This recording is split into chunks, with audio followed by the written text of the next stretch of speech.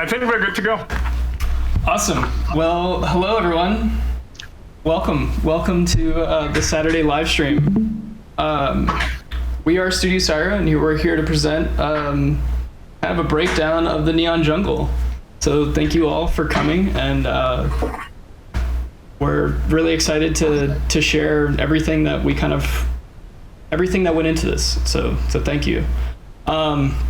Real quick, I think we're gonna just quickly go into what it was to just talk lightly on the production side of things. Just what it took to kind of jump into this, working with Funi and his direction and, you know, the vision of Soda Island. Actually, I'm getting ahead of myself. What am I doing? We need proper introductions. This is our wonderful team at Studio Syro. We have Funi as our creative director. We have Nick Diaz as our VFX artist. We have myself. My name is Peter Ariet. I'm the producer and the sound editor over here. We have Franke, our director and animator. Nick Ladd, our animator and optimization guru. Joe Mawson, Refrac, our music and sound design producer. Sadly, he could not join us, but he is an incredible talent, and we really wish that he could have been here. But we'll talk more about him later. And Felix, Stief, our environmentalist artist. I'm sorry, Felix, if I messed that up. But yeah, let's talk a little bit about production. So everyone here is very familiar with the industry standard for just what it takes to make an animation, and just the regular 3D pipeline and what it takes to do a project like this. You know, there's storyboarding, there's animatics. It's really just bringing your concepts to production. And so we worked with Funi to kind of bring his world to life in Quill and everything that it took to get us there. And some of the big things are just staying organized overall. I think that it was a matter of, there's just so many different types of using Quill. It's just a different type of project, a different type of software overall. Like the way you have to manage files in the actual software and then outside the actual software. And so we used Git as kind of this source control file system. And the Git is very finicky, especially when you start moving lots of files. And so, as everyone may or may not know, your Quill folders are actually very large. And this project, before Nick came in and optimized the whole thing, was extremely large. And we actually saw save individual files, and then we will save a new file on top so we can always go back to our previous versions. I think my folder on my hard drive is somewhere around 500 gigabytes. So storage is a big deal, and 500 gigabytes on everybody's computer will take up your hard drive space in a matter of no time. And we all had to actually use a server that would actually support everything. That was a little bit faster than just putting everything up on like Drive or Dropbox. But outside of just project managing and just the tech side of stuff, you know, it was a matter of working with the character designs, staging the worlds, early camera work, and just seeing how far we could push the episode as a whole in terms of, you know, how much can we actually fit into something in Quill and then put it on the quest, and really how long could we make this episode. And once we really established all these different things, and then we started to get into production and started to really lay down like what the final looks would be, we had to polish and bug fix and clean things up and optimize to make everything actually run. And with that being said, we're actually going to throw it over to Funi so that he can give us a breakdown on Soda Island and the world that he created. Hello, thanks Peter. Hi everyone, I'm Funi. I am the guy that designed Soda Island since it was created in 2015 as a music collective. That was like the first time that Soda Island was spawned. It was originally a music collective, and then it became what is now Tales from Soda Island as a VR series. And I always really loved the music that the collective was producing, and that always gave me a lot of ideas for this world, this musical world, that could be designed around that concept, and make it so that it was expanding and like evolving with the sound that was being created by all these different musicians. And when we decided to make a series out of it for this VR project, Quill was the perfect software to create this, because of the style that Soda Island has always been. It was simple yet intricate, and Quill is the perfect software. And when I saw it the first time, I was mind blown, and I wanted to create Soda Island in 3D. So yeah, we thought it was a great fit for this project, and hopefully it's working the way we want. Can you skip? Thanks. So those are two artwork that I made pre-existing, and they were releases from the collective, and it was the beginning of it was where I started to write the episode for the Neon Jungle. Those two images spawned the story, basically. The first one on the left represents the Neon Jungle, which was a song wrote by Joe, Refrak, and Avionics, two other members of the collective. And the right image, it was the cover of the Boba Beach remix, which was a song also from Grim Pirate. And it represents tapioca balls coming from the ocean. And that was the first image that we wanted to start the episode with. And when, can you skip? Yeah. Sorry. Thank you. One second. Just making sure you're recording, right? Yes. Didn't double check. Okay. So yeah, this was the start. This is the map that I drew when we released our first album, and basically the focus with this episode was to really convey a sense of journey, a sense of exploration, really show how the universe is expanded, how many biomes there are, how many different areas we could go through. And on the right, we can see a graph of the path that the protagonist goes through in the episode, and like the storyboard how it pans out on the right, and the connection with all this concept that I previously wrote and integrated in the episode. And from there, I started working on the storyboard.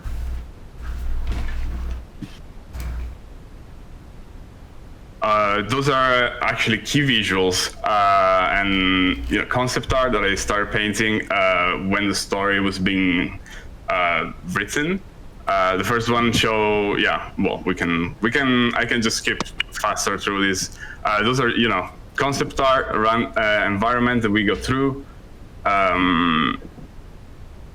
Key visual and mood board, basically mood colors for the episode. So this is the actual storyboard.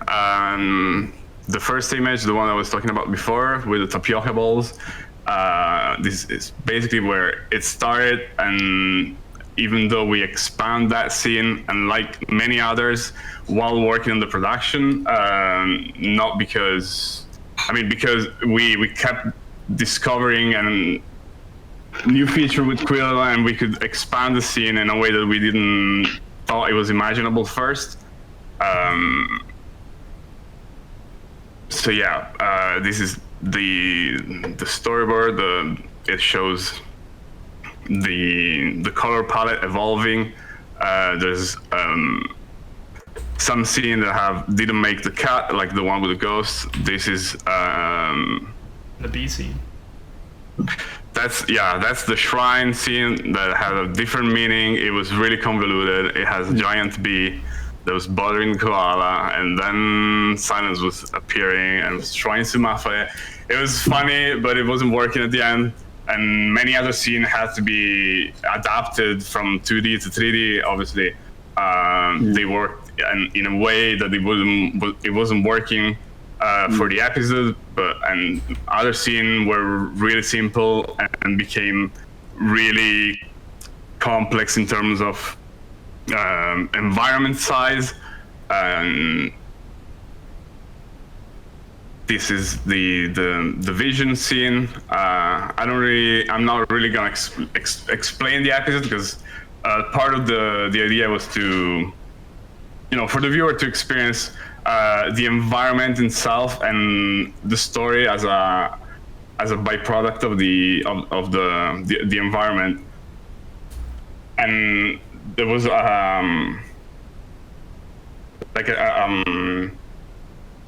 we were trying to make it so that the viewer would want to go back and rewatch the episode and make some connection that weren't obvious on the first watch, and also learn new information about the characters from the Sodex, which is a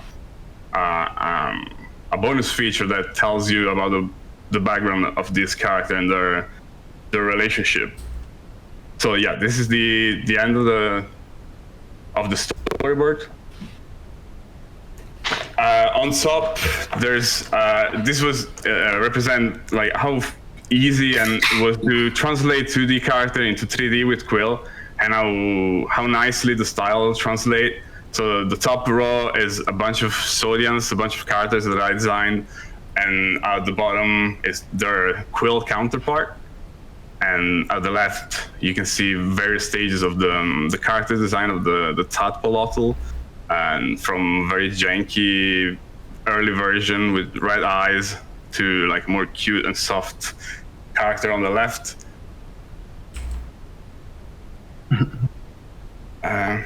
And this was a folder of like a giant Quill size of asset that we used throughout production. Those are characters we see at the end, and we used 2D asset, trees, and plants, environment to create the backdrops of the scenes.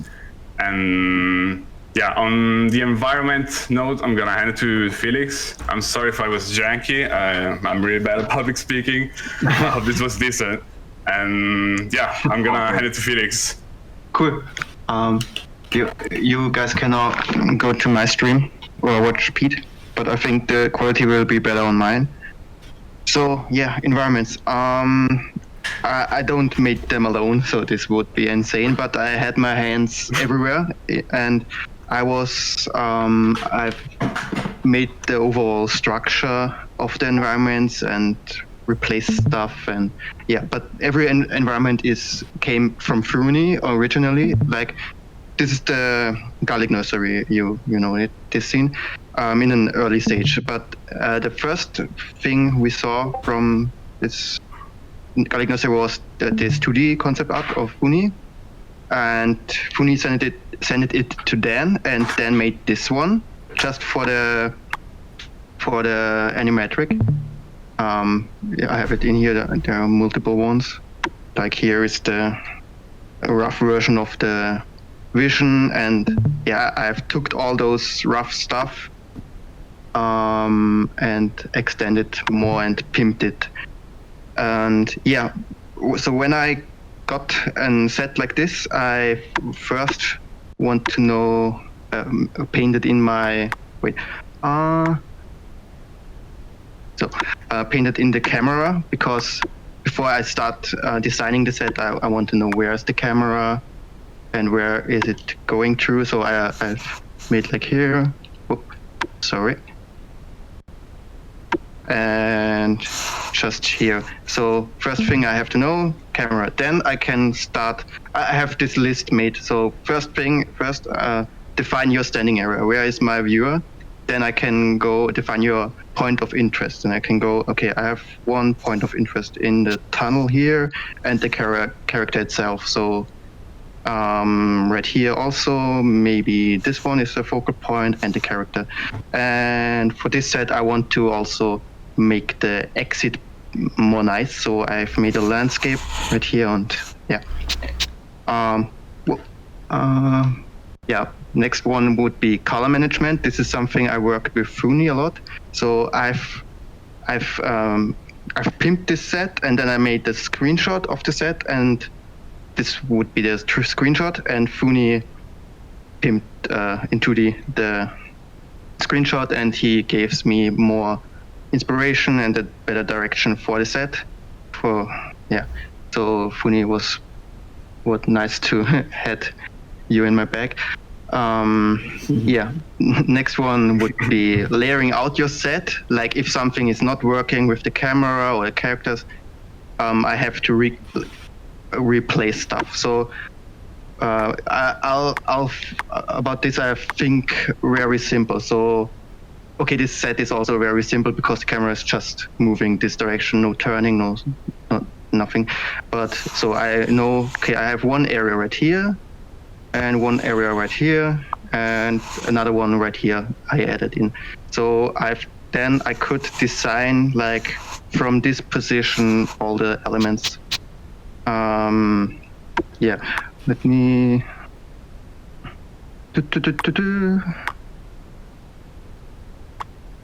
So no, wait. That's the more finished version of the set. So here also some before and after overpaintings by Funi, and here also, and then mentioned something. I don't know. Then mentioned something that. Because of the next scene, in the next scene we are still inside the forest, so I had to make this sure that the viewer knows, okay, he's getting in there, and I've changed the colors, so here they are red, there they are purple, so it's more obvious that he is in the next scene, also in a danced area. Speaking about dance, this set is also something like here it's so it's more danced, and I want to have a fluid transition to an more open space. So I think like I don't know, organically. Also for this view, I know I had one focal point over here. And wait, another color, green. So one focal point over here and one focal point over here. And I wanted to guide the viewer to the focal point. So when I designed this, I thought about lines to guide somehow. So I've used also those clouds to guide the eye somehow to those areas. I want them, So, I hope you get the point. That's a technique I've tried to use for multiple sets, but you can't do it whatever. So, what's... that's a 2D composition technique, but it works so well in VR. Really, yeah. What's that? The set itself is not that big. I've went smaller when stuff is more far away, because I feel like, especially for Soda Island, it feels more cute if stuff is closer. So then it feels more like you can grab it, and it feels more calm. Also, it's easier to work with when this would be realistically the size. It would be around here, and then I have moved all the way up. And and what else? I've used also a lot of this. If you go restrict camera to location comfort, I can't turn the horizon, so it's every time straight. And this gives also, if you paint sometimes, it gives you a better sense of the space. But that's it. I think. Are there any questions? Or should we lead to the next one? Yeah, well, we can jump into questions later, but I do think it is important to also just say we're actually gonna move on over to Dan about directing. But working with Felix, we kind of worked with Felix to make sure that once we finished an environment, we would kind of work with him, and then he would come in and kind of do a new repaint over, just so that we kind of had this consistency among all the environments, and we could rely on him to really just kind of like tune them based on what Funi's creative direction was, and then his just environmental awareness. And with that being said, I think we can kind of change this direction over to Dan, because the environment then had to go through the process of how we shot everything. And so that being said, I'm going to just quickly change over to the PowerPoint real quick. This is just a nice little like 2 little concept arts that we could always reference for the Neon Jungle as well. And the opening shot of Boba Beach, and just how like you have the darker set of Soda Island. And now let's talk about directing. Dan, are you ready for your? I am more than ready. I forgot. Oh, of course I am. All right, let's jump into it. Yeah, for all the ones who aren't on Pete's stream right now, change to his, and they can see a few little snippets of how crappy the first versions of the animatic looked like in Quill. I mean, we gotta start from somewhere. It was just very easily, very simple puppeteering, of trying out camera shots and puppeteering the character through transform keys as simple as possible, as quickly and efficient as possible, to get the whole layout done in a short amount of time. And as you can see, it looked very janky in the beginning. So don't feel discouraged if your stuff looks crappy in the beginning. Just keep adding stuff, keep working on it, and you're gonna get it to somewhere. All right, and basically, just to introduce you to what we actually do in terms of the directing. As I said, as Pete said, I'm the director of the Soda Island series, which means I kind of have the tricky and very daunting task of translating Funi's story and the crazy world of Soda Island into VR. So I'm primarily responsible for the layout and camera work, but in the second episode also did all of the main character animation, which I'm also going to talk about a bit later on. And we also, we very early on, in our early tests of pre-production of the first episode, quickly realized that it would be very uncomfortable for the viewer to actually look behind, to actually turn around. And it would make it very difficult for us to guide the viewer through our kinds of stories if we actually utilize the kind of full 360 degrees range. So we narrowed it down to focus the attention only in the sort of 180 degrees in front of the viewer, to make it easier for us in terms of storytelling and easier for the viewer to just concentrate on the important stuff and not get kind of lost and disorientated. And with that, I'm going to jump into Quill, which I own already. You can go to my stream or keep watching on Pete's. And I'm going to go through some little things we did in terms of the layout.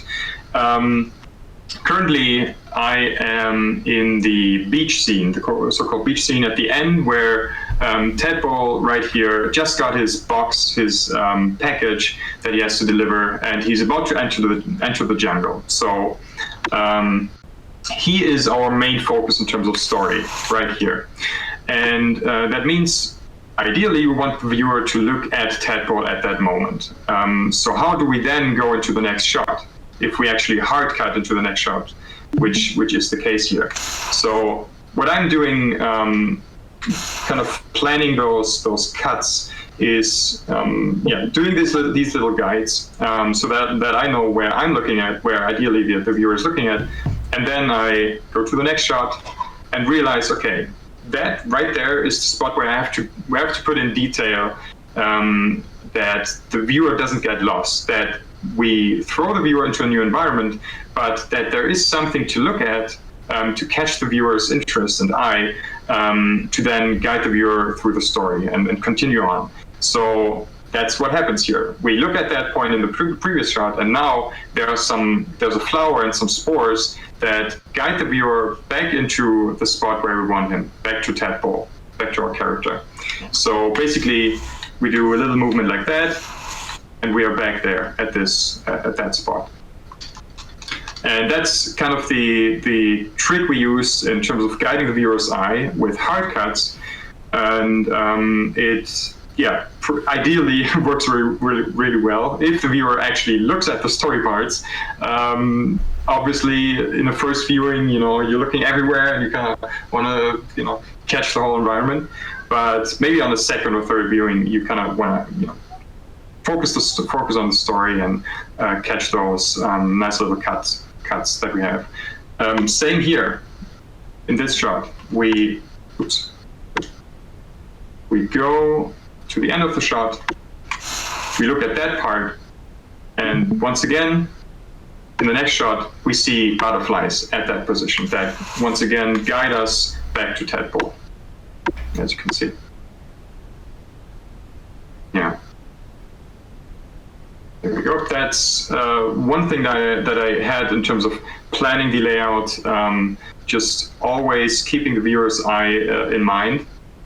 And then another thing that I want to talk about in this scene, basically a general storytelling rule, never overlapping story beats, which is, I think, a very important thing, especially in VR, because, a lot of stuff is happening all around you and you want to keep the story as simple as possible and kind of step by step. So what you can see here in this little scene is Tadpole is sticking his head into the water and Koala is reacting to it. So at that point, we look at the koala, and the koala is doing his thing, reacting, today's youth. And there we go. He's leaving, and then at that point, Tadpole is moving, and then the viewer is looking at Tadpole doing his thing. He's going off. He's jumping off, and at that point, nothing else is in the scene except for silence. There it is. And then we follow silence for a little bit. And also, while silence is coming closer to us, we move with the camera so that we then, again, have a kind of a shot with both Tadpole and silence in the frame. So we move the camera so that we, again, see Tadpole, and then we have that nice kind of composition right here where we see, okay, silence, that little character right there, is looking at our main character. Something is going to happen. He's potentially following our main character. And these are kind of the things that I plan out to kind of the simple story that we have to make it a little bit more entertaining and also more easier to understand for the viewer. And then we have a nice another nice example. When I look down here, we looked at that point in the previous shot. Once again, we look into that area, and then I think this cut is actually my favorite of the episode, where we then go into that close-up of the feet, then leading up to Tadpole and the mushroom right there, and then he goes off, and then we reveal the main shot right here. The wide shot. So we have those two shots in one, basically the close-up of the feet, and then the reveal, the wide shot right here that opens up the scene. And one little thing that I wanted to show you guys, because it is a behind the scenes and a look behind the curtain, a little trick that I had to do here to make this work is having a very scaled up character right there for the close up, so that it looks big and that it looks as if you're very close to the character. But then as soon as he jumps down, he scales down right there. So he's basically like 150% bigger than that version of the wide shot. Little trick that I had to use to make that work and make that scale, the different scale in this scene, this part of the scene, work much nicer. All right, those were the kind of examples in terms of editing. One more thing that we are doing and kind of developing further and further with each episode is the wipe cuts. Just a simple thing that we do. Let's go around here. Let's actually show the camera where it is. There it is. So this is our camera. And as you can see here, we do a wipe cut into the next scene. So what I'm doing here is just putting a box around the viewer that is part fading in, part moving towards the character, towards the viewer, also with some sort of random texture inside of it, so that it kind of looks like leaves or something passing in front of the viewer. And then we cut into the next shot, and then the camera is somewhere else. Let's see. Right here. And there you can see, once again, the box is parented or is within the group, the transform group of the camera, so the box moves with the camera.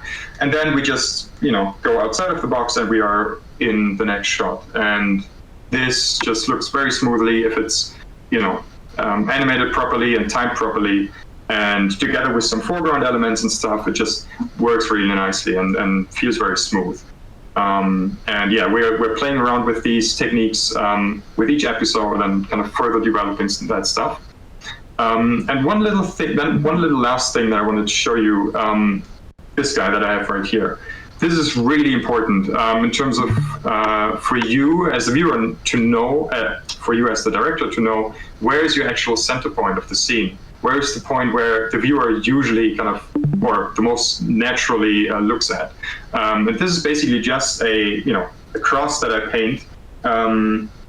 When I create a new camera, let me quickly show you. Let me go right here, create a new camera, and go to the camera itself. Where is it? Right here. Then taking the camera, resetting the transform, the camera is actually in the at the grid, and then it's basically just a cross that I paint, obviously with the straight line tool, and that way the camera is perfectly aligned with the grid and perfectly straight. And then if I take the camera and make it the actual camera, then it is, right in front of me and always locked to the movement of the camera. And that really helps in terms of letting you know where you're actually looking at. All right. That is that. One last thing in terms of camera work in VR. I find that studying long shots of film in general really helps me guiding the viewer and also playing with ideas in terms of staging the camera and the characters. And there are a lot of examples like Emanuel Lubetsky, the master of long shots, films like Children of Men and Birdman, a German film, Victoria, a film that is completely shot in one shot. These are great examples for you to kind of look at and catch those ideas that they have. If they have to hold the camera for a long time, which we do in VR, how to still play with staging the characters, letting the characters move through the scene, so that the viewer himself is turning the camera the way we want to. And yeah, one little thing I wanted to add in terms of animation. As I said, I did all of the main character animation. I'm on the wrong camera. I did all of the main character animation, meaning tadpole animation, Cloud Eater stuff, and the bird, for example. And just a little trick that I wanted to show in terms of animating a walk cycle. In some cases where the character is just walking through the set, is not really interacting with things in the set, I made a walk cycle on. Let me hide that guy. A walk cycle on the spot, as you would usually in normal animation, just like that. Sometimes even use a grab tool for that. For example, for the arms, I think I just used grab tool. And then to move him through the set, I just duplicate him and take the grab tool with full fall off, and then basically just do that, kind of live moving in. Let's do it again. There we go. And then he's, moving on the ground, and then I just have to go through and just simply fix his feet a little bit to kind of, stay on the ground where I want it to be. And that's basically how I did most of the walk cycle stuff, the easy walk cycle, and just a little trick together with grab tool that made it way easier for me. One more thing with the Cloud Eaters, I had to come up with different styles of animation. This shot, by the way, is my favorite. But the Cloud Eater is a very good example of setting up. Whoops, where is he? There he is. Setting up the animation in a very different style. That's the last thing I'm going to talk about. This is split into different parts. So he has a kind of body and head part and the legs. And I animated the body with transform keys, meaning I just took the body, the static body, and moved it around with transform keys to get a nice smooth animation and kind of block out the shot and do all of the movement of the main body with transform keys. And then on top of that, once the base animation was done, I took that body layer out, just took it out of the transformation, and then one more layer, I guess. Just I guess right there or something. Yeah, and there you can see now he's not moving with the transform keys again. There we go. And then I animated all of the secondary animation, his head, the stuff that he does with his tail and his whatever these are. So I animated that in a static version and then put him back into the transform keys so that he then again moves with his base animation. And on top of that, I then had to animate the legs, and this was also a combination of few different things where I had to kind of frame by frame track the animation to his main body. I guess I could have used Tyler's trick there, by the way, but Tyler could have done it way better. So I just stick with kind of just frame by frame putting it on to the body. And yeah, that's it, I guess. One very last thing that really helps me usually is just putting an empty layer into the scene with straight lines, so that I always know where how the character is standing straight, basically. As animating in Quill, kind of the stop motion way, kind of leads to some janky movements where your character sometimes is just, kind of ending up like that at the end of the scene. So I always have straight lines to keep my character basically centered and grounded in the scene. Yeah, that's it from my side. Thanks, guys. Awesome. Thank you, Dan. That was great.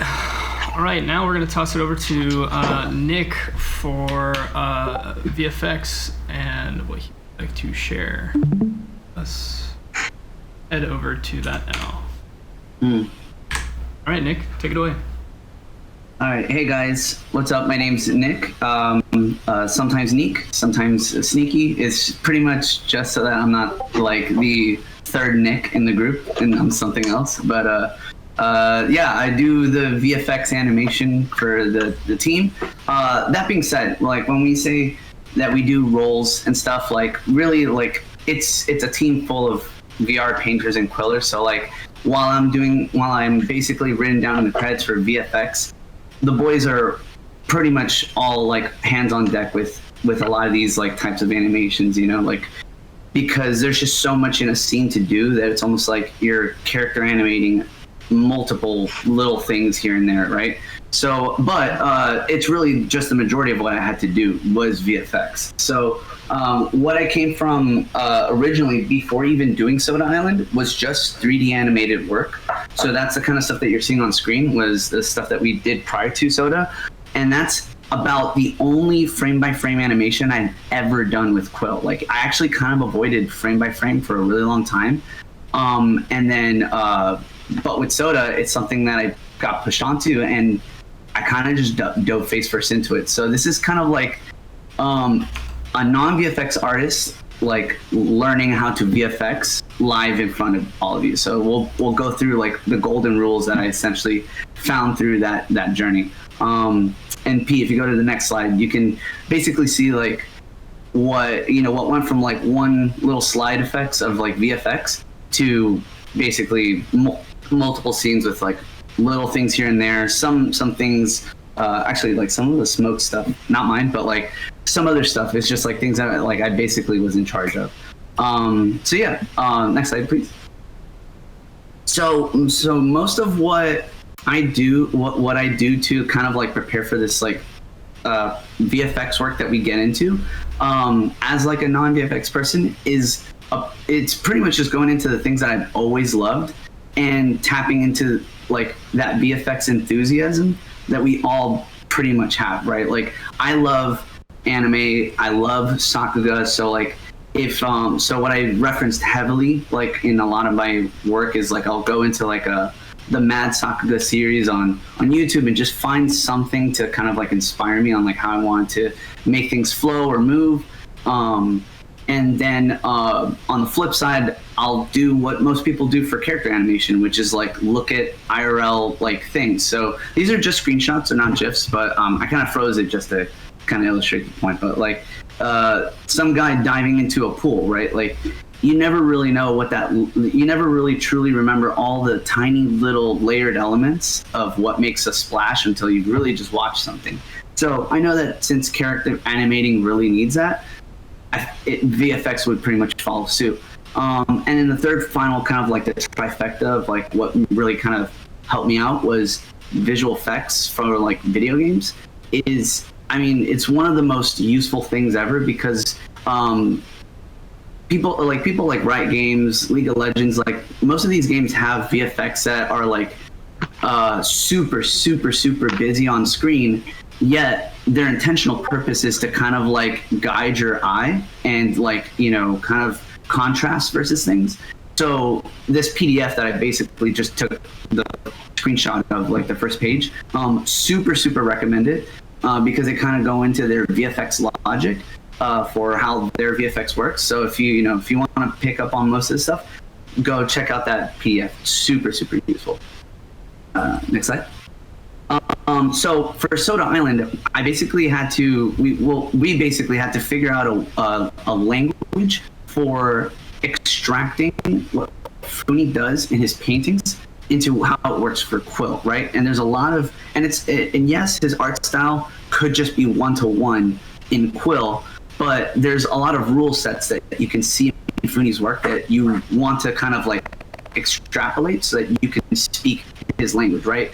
And his language is solid colors, little cute cell shaded things, gradients every so often, characters that like whose eyes are kind of like simplistic in ways, and all of these things are just like stuff that you see in billions of his paintings. So it carries through into the VFX, and so where he gave me this storyboard, I basically filled in the gaps and just like brought those things to life through his language and stuff. So this is kind of like a pretty good example of like storyboard to actuality. Another thing that Funi's world is indicative of is that this Soda music universe ecosystem, like when he showed us like his original encyclopedic pages of the work that he's done so far, it looks like a manual manuscript, right? So like we tried our best to kind of represent that into the world so that when you look into the environment, you can piece things together. Like, okay, so the gum swamp is generating energy, and this energy is being extracted, and it carries through across multiple environments that we kind of transition to and from, right? So that you could potentially, arrive to the point where you're realizing that is really connected to the world around him, right? And that's that kind of beautiful like ecosystem that I want to share through like VFX, critters, literally any single movie thing that you see, it has to like, you know, speak to it. So yeah, so that's kind of a big way that we go about it. Let me just say that now I'm just going to start going into a bunch of like little golden rules of thumb that we kind of had for Soda Island. And the last one was kind of a bit, but this one's more about frame rate, right? So in the experience, if you were to watch these 3 scenes, many of these things are either on 2s, they're either on 1s, or they're being used with transform keys to animate across the screen at smooth like 120 like, you know, frames per second, like like VR smoothness, right? And all of those things are intentional, right? For example, in the waterfall scene, all of like, since so much of it is on screen and since so much of the entire experience is on 2s, like in terms of character animation stuff, I mean that we basically make that entire scene's water VFX all in 2s to not just like, you know, be uniform with the whole thing, but to kind of give a sense of like sludginess, you know, because this is the licorice river, right? We slow it down to like, you know, kind of help us get to the right speed. We slow things down and then maybe delete some keys if we just want to speed things up. But no matter what, it's always just to kind of like, you know, create that sense of uniformity. Then when you get to moments like the splash, you tackle it in a way where it's like oddly satisfying animation. So foam, for example, like water foam, that was the juice of most of these things that I like tore into, was like, how do we make the water feel different in multiple stages, like high energy to rest and all that stuff. So that would be an example of like things that were on 1s, and then we like changed to 2s so that it better matches the film. And then you have things like the vision. Now the vision is the way it scales out towards the viewer. That is a transform keyed animation, and the reason why is because if I were to bake that into 1s and they were going frame by frame, that the loss of those interpolated frames between each frame, that really accounts for things not being choppy sometimes, and some things you just don't want that, especially in VR. And so the vision was like quintessential, that it had to like ooze out towards you, right, and paint over you. So that's an example of like a frame rate like gradient, essentially. Next slide, please. Okay, and then in this slide, I came. This is basically kind of like a rule set for when you want to be cost efficient with the type of animations that you do. The top 2, for example, are Anim Brush, right? You know, the thing about Anim Brush is that it's such a powerful tool for filling in like gaps in negative space, so that like a world really feels alive. And it's super easy to do sometimes when it's just like at the drop of like, you know, your hand dancing across a screen, right? Like in screen space. So it's really useful for things where you don't, you know, you want it to be done. Sometimes you can work it in a way where it's not going to distract the viewer too much. And then in other times, I chose hand animations for things that I could have done with Anim Brush, right? Because sometimes you just want to deviate from the same type of like, you know, decision, you know what I mean? So in this scene, some things are Anim Brush, like the little foam divots, like in the brook. The studs that are kind of coming out of that foam are not Anim Brush. The tadpole splashing his face into the water, that's all hand animated. So it's like little things I'm picking and choosing here and there what to Anim Brush and what to not, just for the sake of like, you know, cost efficiency versus like how pretty I want something to be, etc. Yeah. Next slide. Thank you. And now let's step into some of like the miscellaneous things that we've discovered through like VFX. This dolly zoom that we do in the vision is like one of the most interesting things I've seen like in Quill for like in a while, and I want to talk about it because I feel like this is like one of those things in VFX where we're starting to kind of we're learning how to use Quill in a way where it's manageable to do these like around the bush tricks, right? So if any of you know, dolly zoom is primarily a camera trick that you use with the camera, right? Like you change the focal length, you move the position, etc. But since we can't really do that with the Quill camera, we realize that like there's a lot more tricks that we could be pulling off if we were to distort the assets from a compositional like aspect. So it's pretty much just replicating the camera tricks that you see cameras pulling off through the assets. So on the left, a little test of like us trying that out.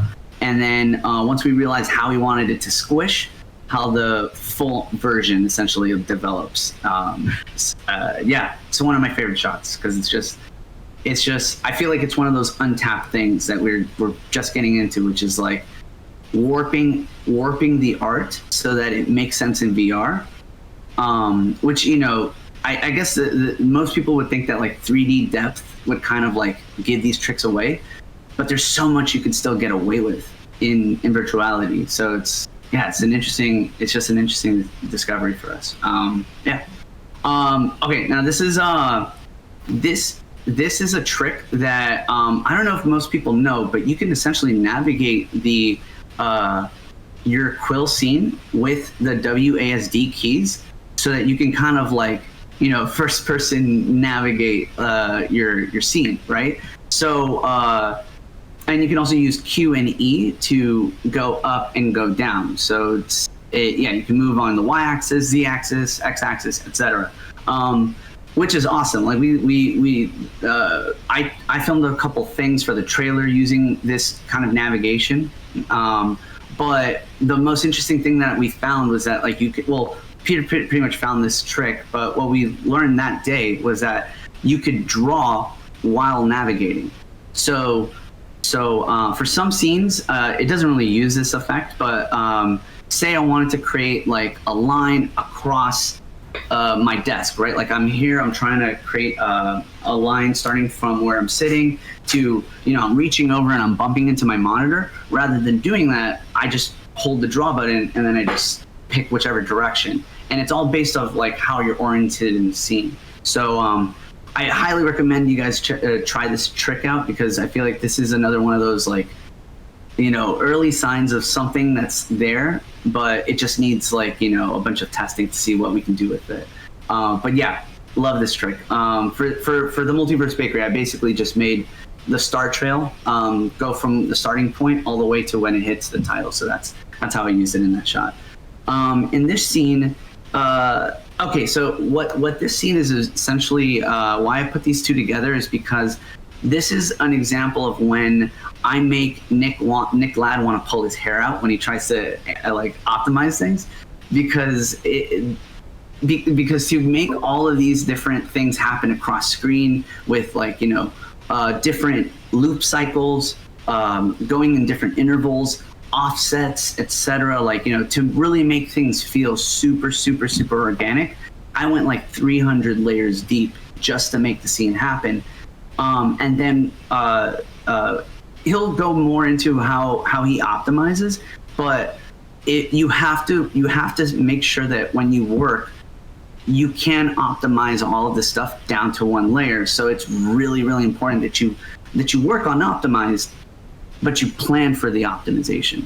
So it's planned on optimization is really the best way to name this like rule, essentially. Yeah, so that's the best takeaway. Real quick on this is just something that like I feel it's just kind of our style of like doing things when we look into like VR cinematics or just films in general. Like this is something that's not just tied to VR or VFX. It's pretty much a hype graph, right? Where when you watch something, the audience mood like is essentially tracked. Now, most of these things that we draw and we like put together, it's kind of just like our notion of like how we think people are responding or how we respond to the scene. And the reason why I'm bringing this into VFX real quick is just because of the fact that like this also pretty much dictates when I'm going to put as much time as possible into a scene's VFX, right? So the bridge is like that middle spike.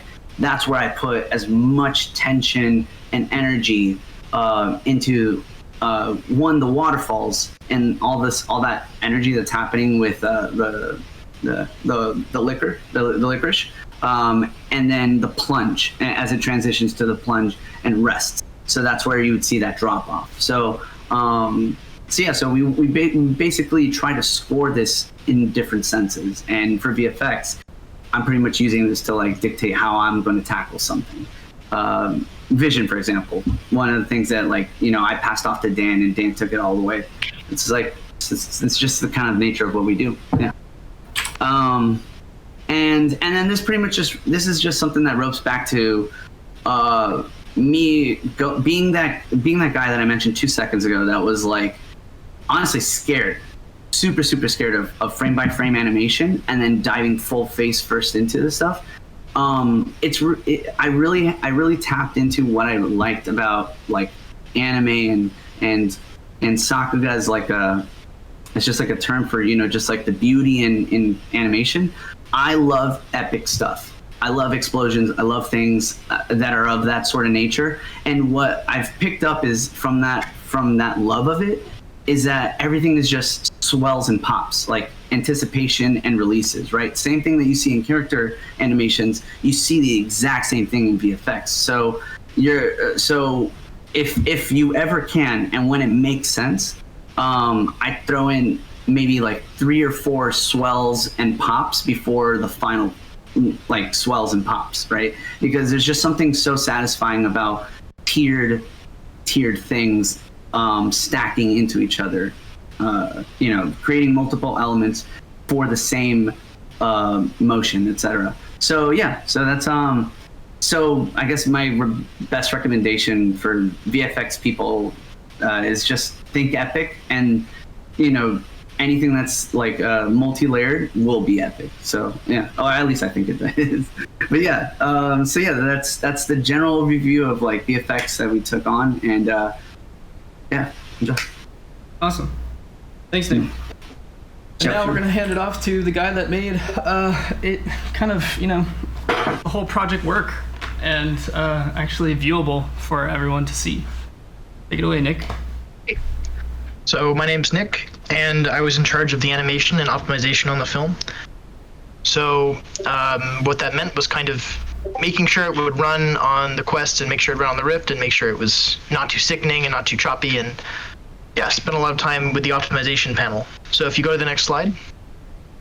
So at the top is kind of around the final size of the film before we had optimized it. At the bottom is kind of where we were trying to go. So if you're new to Quill, or if you don't really spend time with the optimization panel, the top bar for memory is basically telling you how much total stuff can be in your scene. So like that includes music, it includes pictures, it includes quill strokes, it includes in layers that aren't even visible. It's basically everything combined. So to get that down to the acceptable level, you basically have to just make everything in there less. So that's maybe reducing the triangles. It's also just removing hidden layers, all that stuff. The draw calls bar is probably the trickiest one to bring down on a project like this. And that's basically how many different 3D objects are on the screen or in the scene at once. So the limit is 65. And that doesn't necessarily mean 65 layers at a time, because some layers can technically have 4 objects in it. It depends on how many different brushes you're using. And the way to kind of bring that number down is just to combine different layers. So at the top, we, like the peak in our film, at least in whichever master file this was from, was 144. So we had to half that. So it involved a lot of combining layers.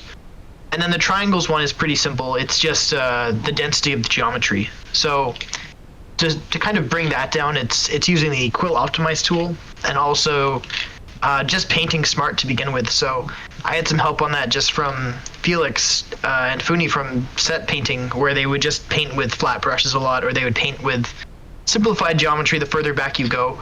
So it wasn't really the triangle bar was actually quite simple to bring down with a combination of optimized tool and just smart planning.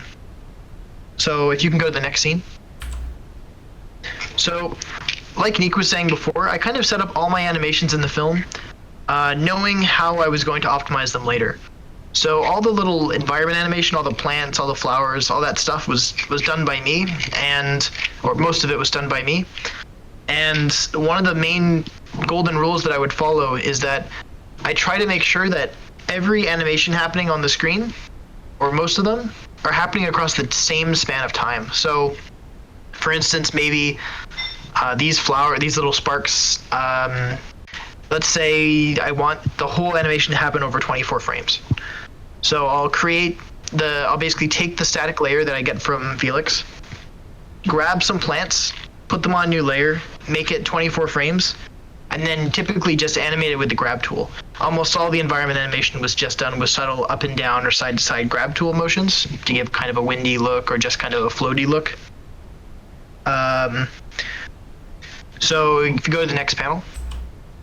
So if you do it like this, then you can actually merge all those animated layers down. So these, say, 10 layers here, each one is one draw call. So you're at 10 right there.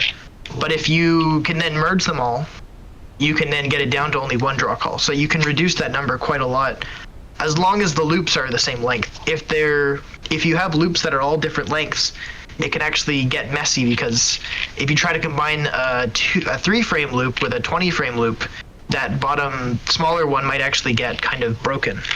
So it was important while working to plan all the animations to be the same length as often as possible.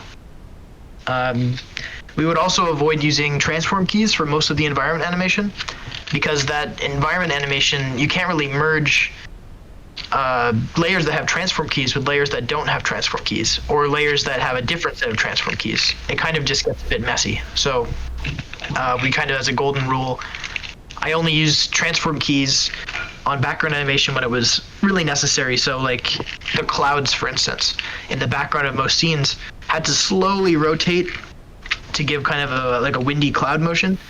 It wouldn't really make sense to animate those frame by frame because they needed a bit of a smooth, slow motion. But when it came to things like grass and flowers, or like smoke coming out of a chimney, that was all animated at the same length of time, so they could be merged. Next slide. So this is basically a 1, 2, 3 step of how you can also merge sometimes layers that are not loops but happen around the same time on the timeline. So at the top you have one layer that kind of plays for about 12 frames, then keeps going. You have one that kind of plays for a little bit, then stops, one that starts late and then ends early, and then one that kind of starts later and keeps going. So what I'm showing here is that normally you can't merge these because they're different lengths, they start at different times. But in step 2, you can see that you can actually make it work if you just add blank keyframes after an animation. Like when it's about to disappear, you start adding blanks. And before it starts, you could add blanks as well. So, and then at the very topmost layer, I actually added a few clones, so it extends the length a little bit. And then by doing this, you can then merge that down, and you can take those 5 different layers, and you can make them just one layer, and it doesn't really change that much about how it actually performs. Quill just reads it as less draw calls because it's less objects, even though it's technically all the same amount of Quill geometry that you see. They look identical. Can you go to the next slide? So if you were to follow all this advice I've given, you'd probably not be in good shape, actually, because the problem is that if you merged every single animated layer in the Neon Jungle and every single static layer in the Neon Jungle into just 2 layers, you would probably have a really nice looking optimization panel. You'd have hardly any draw calls at all. But it's actually not quite that simple, because when you have scenes that are different scales, it can actually mess things up. So we weren't allowed necessarily, or it wouldn't have looked good to merge, say, the skybox layer with the bugs layer. Like, the bugs are so small and the skybox is so large that if you combine them, it actually can cause some visual artifacts, kind of, because the scale of the merged mesh is kind of weird. So to kind of avoid that, we had to separate the Quill scene into different zones. So I was planning to have, say, on the right, this is just a bounding box that shows like this one area. So all the animated things that happen in that area are combined into one kind of bounding box. And then on the left side, all the animations that happen in that area are one bounding box. And then we do that several times throughout each scene so that we can split the scene into different little chunks and then not have to have crazy scale differences between big strokes and small strokes. And this actually has the added benefit that Quill will not count certain draw calls if they're being called, so if they're not being looked at by a viewer. So on the right, you can see there's some mushrooms and some flowers there, but the camera actually moves underneath that log and comes out to the other side. So once you get there, all those strokes behind you, Quill just kind of forgets that they're there, or at least on the quest, it kind of doesn't read them. So it actually makes it more performant if you can split these different areas into places where you might not always be looking. We also kind of use this same idea in this shot when we kind of lift up from the bubble. You go up above the tree line, and then once you go above the tree line, the stuff that's beneath you actually gets, those layer tracks get stopped early. So you kind of save triangles because they're no longer in the scene at all. The next thing, just the last thing, is kind of, it's really important with a piece like this that you actually test it on the quest. You can't really trust the Quill appearance of the scene when compared to the mobile version of the scene, because it's actually, in some cases, can be quite different. So it was really important for us to do test versions of each scene that we could put onto the quest, just to make sure that it actually looked good. So we quickly learned that transparency in a lot of cases looked really terrible, and we got away with it in some spots, but in this gum swamp area, when the bubble lifted up, originally that bubble was quite large, and also it was about 50% transparent, but we had to make it opaque because on the quest it was just sparkly and it looked too noisy. So that's kind of the main takeaway. And yeah, it's kind of like a puzzle, trying to sort out the draw calls and trying to figure out which layers you can merge, which ones you can't merge. Are these layers close enough to each other that it's safe to merge them? It's a whole it's a whole science almost to like getting it to work properly. But it's actually pretty, I don't know, it's a fun little Sudoku like puzzle. And yeah, that's how I optimize. Thanks, Nick. We really couldn't have done as much as we could without you, especially with the audio, because it's a matter of fitting the audio in at the very end after everything is said and done, and then we had an increase in flexibility in terms of audio editing, that we could duplicate audio files, which the way that we did it probably might not be the most optimal, but then Nick allowed us to do it that way, because instead we have multiple different stems of the audio, which I'll show in a minute. I kind of want to speak on Joe's behalf. Joe was our producer. Refrac is his name. You can go look him up on Spotify. He is one of the Sodians. And our goal here was to provide, the best audio experience that we could, having it be, a VR experience, spatializing the audio and just having it feel like giving it that immense emotion every time you were in a new environment or the stages of life of the tadpole. And as you can see here, the attention to detail that Joe's had, and this is just the actual music track, because Soda Island is very much about the music, and the island itself is very music tuned, different things make different sounds, and just have that overall characteristic. And that's kind of how Funi kind of guided us to just make these decisions. And then Joe kind of worked with him and really, gave it life in terms of audio direction and just the way he wrote the piece, because he is technically writing, the other side of the story that you get to listen to through this entire experience. And as you can see, this is a very large Ableton project of just the music itself, and it's kind of intertwined with, you know, some of the sound effects. Some of the things would have sound effects and breathe, you know, that into the story rather than having isolated sound effects that we would then spatialize. And then this was the actual, after that audio was bounced for the song, this is the sound effects file. And these are tiny little like bars and stuff, and you can kind of see what they look like. But this is a very large project just to show how detailed Joe really was in every single visual detail that the team was able to provide him.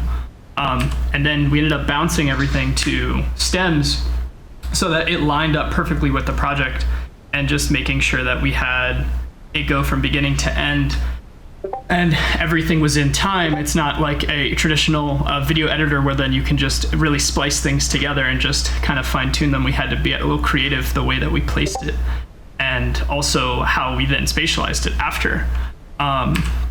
We have, this picture is a good representation of just me just stitching together our timeline, because this kind of dictated how long the piece was altogether, and overall musically how we had to separate each section. And I think when we had the animatic, we had a very broad idea of how long each section was, but then we went in and kind of imported how long a musical bar was at 24 frames at 108 BPM, so that everything could be on beat, and almost the animation itself would also be within the timing of the song. So whether somebody is just adding some idle life to the animation, it's also going with the song just very naturally, and it's not like on an offbeat. But this really helped dictate, you know, how long we wanted each section for, especially with Joe leading in story writing as well, because he really wanted to. This song was actually, he worked on the original Neon Jungle song, and so he had a lot of input of how he wanted this new adaptation to really be expressed for people to receive it. And so you can see there's like some 16 bar sections and there's some 32 bar sections, just how, you know, depending on what was happening with the character and overall just how you were meant to feel during those times. And when the track itself actually separated from the sound effects, so that you'd have less sound effects and more of the actual musical experience. I have a little video here of just the process of spatializing the audio and also mixing the audio. I'm gonna quickly just scrub through it, but I meticulously just put the actual stems of the audio sound effects exactly where they were happening in the scene, which is something that adds a flexibility in the end, depending on the actual sound effect, whether it be a footstep or it be just a very interesting sound. Here specifically, this was more about mixing the audio. As you can see, Quill has the levels 100%, and I had to deduce how much audio that was actually taking off the top. And I'm mixing this for the Quest itself, so I wanted to make sure it sounded good on both headphones and the Quest. And so it was just a nice balance between stereo audio and the spatialized mono audio, and just building a nice cohesive mesh between the two, just lowering the main music track to include everything, which can work prior to putting it into Quill, but you want to actually feel it out inside of Quill overall once you start to spatialize the layers, because then it adds a different mix altogether, because of whether you want to attenuate different things or you want to spatialize different things and just have the different spheres of influence that Quill provides. And outside of just mixing the audio down and just doing some volume automation, in my next slide you can kind of see more so just the process of, or just how the audio is moving around in Quill. And it's almost like it's light animation. And depending on the nature of the sound, like I was saying earlier, like if it were a footstep or if it was like an impact, I would cut the audio's transform so that even if it was spatialized without any attenuation, the panning itself in your headphones would be very quick. And so it's almost like adding actual like next layer like sound designs, just minimal subtle effects. Now in this video is actually much older. These are actually all stereo in the time. So the workflow of audio is very retroactive. We are waiting for all of the visuals to be done, and audio is imported before final audio is done. So then we can just spatialize these elements. As you can see, all of these are inside of groups. So I'll place the original audio element inside of a group, and then I'll transform the group. So then the audio can be replaced later by just adding it back to exactly where the old audio was. And another quick tip is actually I have 2 audio layers on my left and my right, which will provide you just opacity. I would put them in groups, and I would automate, instead of volume of the actual track, I would automate the opacity of the group. So then I would know visually on my right side if the music track was lower, because I could see through the actual like stereo icon, which I thought was kind of helpful. And then there would just be like interesting effects. I wish this would show here, but it's just a matter of how visually the scene acted, whether the tadpole is running around and you wanted to add the actual movement itself. You could probably puppeteer it as well. I felt that just being very specific on where it was in the end would give you the utmost flexibility in terms of moving it around and making sure that it worked. But depending on if you're adding this extra layer of attenuation, it may not be as noticeable as it would be if it's just strictly panning and spatialized. And I found that the best attenuation to use is logarithmic, just because it has a natural fall off, but you can use linear, but then it's very more like if it's within the inner circle or within the outer circle, it'll snap loud to low very quickly. And outside of just animating the audio, I think that like this is maybe a little too much, but it does what it needs to do, especially depending on how the actual sound is working. But you can set up your audio routing and just put up the Oculus, put up your desktop, and just so that you can just receive levels, so that when you actually are mixing for the Quest, or you're mixing for the Rift or headphones or anything, you can actually listen back and get some proper levels when you're adjusting all of the audio. And other than that, it was mainly a relationship between me and Joe going back and forth, him outside of Quill and me and Quill, and just establishing that workflow so that there was enough insight of how the audio itself is being handled, because he wanted to have as much input on how it is sounding actually in Quill. That is one of the most important things, especially when it's, a virtual experience. It's an entirely different type of design process rather than just mixing and mastering for stereo headphones. And that kind of wraps up more or less the audio side of things. But the project itself was so long that it had lots of audio, and then really dependent on Nick's optimization, we were actually able to duplicate some of these audio tracks and then splice them even smaller, whether or not we wanted to change some sound effects to mono to stereo, so that they really had some emphasis in your headphones. Because there is some low end that you may not receive on the Quest, which was just something that you had to come up with creative solutions and just take maybe some items out of that mono stereo field. But then here you can see kind of like more or less the volume automation right there. And that pretty much wraps it up for audio. And I think that wraps up our entire presentation. And so we thank you all. It was a pleasure to work on this, and I think we can just start opening up to Q&A. Cool, man. Thank you guys a lot for running this. This was amazing. This was a really cool insight. A lot to learn here. Looking forward to review the recording as well. But yeah, let's open it up for Q&A. Yeah, we already have a question in the panel text chat from PT Marks asking how long it took you guys to get through this whole project and see it come to life. Yeah, I think I can answer that real quick.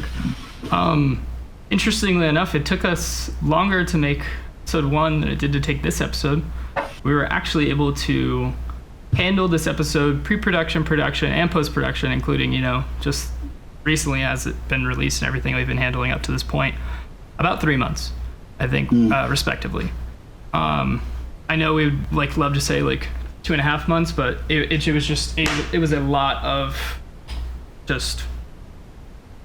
of work in terms of it was ambitious to think that we could do another 5 minutes on top of the first episode's 5 minutes, but we actually did move a lot faster, which really shows just how we are evolving with Quill and just moving quicker in terms of our decision making and just how we're treating this world that we're pulling together. Yeah, and some little bit I can say to this, we could have been even faster on the second episode. Since we decided in the first episode, we started the animatic and storyboarding phase in the usual 2D process, just painting storyboards and editing it in Premiere, and then having a kind of a final cut before actually doing the layout in Quill. And in the second episode, we decided to do the animatic already in Quill, on the sets and everything. And I realized currently it's still a little bit too complicated in Quill to do, efficient editing, just going back and forth and trying out things and stuff like that. So we weren't as efficient as in the first episode. So I would suggest to actually keep doing 2D animatics and very early scribble-matics in the usual way, just editing stuff in Premiere, and then going as a kind of second step as pre-visualization phase, going into Quill at that point. So yeah, I think on the third episode we're kind of going back to the 2D drawing board, basically. Can I actually speak to this as well, Dan? Because I think, don't you think it really depends on what type of narrative, what type of content you do? Because I actually have the contrary experience with Beyond Defense. When I did Beyond Defense, I was thinking about going 2D, but going VR instantly actually helped me tremendously and cut down time exponentially for me, because it was a self-paced narrative where it was easy for me to edit. So I see that Soda Island is more using more traditional film language, but converted into VR. So I believe that it is highly dependent on what kind of genre you're developing for. Yeah, I definitely think, for example, I would say in the first episode, it might have been not an issue to do the animatic already in VR, because it's more static. The first episode was very kind of static and not a journey. And the issue that we have with, or the challenge that we had in the second episode was a lot of camera movement, a lot of camera keyframes, and also a lot of scenes, just double the size from the first episode. And that caused us, if we wanted to do a cut, or if I wanted to edit things, just slight edits, I had to not only move the camera or move all the keyframes of the camera to the new position, but also all the other scenes. Right. All the groups and stuff. So obviously it's way more efficient to work in VR in general and doing the 3D layout and everything. But in terms of just editing, some it's just not as easy as in Premiere to just put stuff back and forth and just put stuff where you want it currently. Okay. So I think that totally makes sense for this. Yeah, I agree with Dan in this sense. I had the same experience when I had my first idea about the editing on the Remedy. It was just faster for me to just scribble, do really rough sketches in 2D, but I didn't edit those together. I just had them as a storyboard slideshow kind of thing for me, and then I use that to as a guide to do the actual storyboard in Quill in VR afterwards. But yeah, I think it's in scribbling into this is so much faster sometimes. When you have an idea in your brain, it's just like just the fastest possible way to do it is. One thing that we did do differently than the first episode, which definitely helped out, locking down the sound, was adding blank bars, sound bars, without sound, but just with the proper length of, I think, 4, 8, and 16 bars, and kind of edit on those to have a scene play for 32 bars exactly. So that then Joe could write the song on top of that editing, timing. Oh, That's so really clever. that's how we lock down the actual timing of when does a scene start and end very early on, so that we could write the song very early on. But the editing or the timing within the scenes was still variable. So when you did the initial animatic, you guys already had like the rough version of the music, right? Because I always feel like when I watch Multiverse Bakery or Neon Jungle, it's very much in sync, the visuals with the music. It's like, it goes well together. And I'm guessing you always make sure that you already have the music, at least a rough version of it at an early stage, so you can actually direct with the music in mind, correct? Yeah, Definitely, yeah. we would have pretty much a rough idea, especially, kind of on even the earlier stages, like even with the animatic. It may have not been as thorough, but we would have basically the look, they're like the listening feel for each and every moment, and then Dan would work to that. But then Joe would probably sit down and be like, all right, well, now that I have new material, I want to write something entirely different, but within the same vein, of course. That's awesome. And it's not only the song that is important and when you do the animatic, but also the sound. If you have just sound effects that are important for the story, you want to have it in the animatic. Otherwise, it's going to be you don't understand what's going on. Which is another thing that I would currently prefer to do in Premiere, just because of all the 100 layers that we would have in terms of just sound effects, as Joe had it in his project. Editing that together with the animatic, rather than having 100 layers of sound in Quill and then trying to kind of merge that down in the sound edit.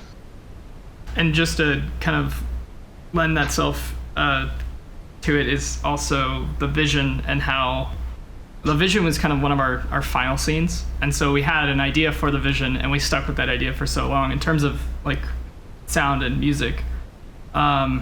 And then once we finally got our like perfect visual representation of what the vision was, Joe was like, all right, now this has a totally new look and feel. Like let's now really tune in to how we want, the audience to feel, especially this like immense moment that we then created.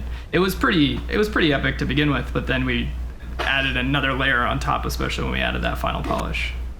And I was always asking Joe for sound effects for the characters, not only to kind of get their character and then how they would animate for the robot and stuff, but also the bird, for example. He gave me 2 or 3 super cool sound effects, that weird little noise that he does, and I just put them into Quill and animated on those.